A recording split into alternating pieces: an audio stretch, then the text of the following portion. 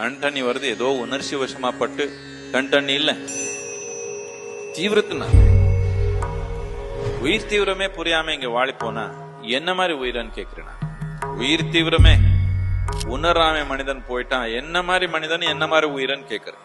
உயிர் இல்லாத உயிர், உயிரோட இருக்கிறப்ப இறந்த மாதிரி தான் இது. சுவாசம் நடக்குது, உங்க ஹார்ட் நடக்கிறது, லிவர் நடக்குது, கிட்னி நடக்கிறது, பெரிய வேலை இல்லை. பெரிய வேலை என்னன்னா இந்த உயிர் பிரபஞ்சத்து கூட தொடர்பு வச்சு ஒரு பெரிய வெடிப்பு நடக்குது. இப்போ நடந்தே இருக்குது தொடர்ந்து. உணராம உட்கார்ந்து இருக்காங்க மனிதன்.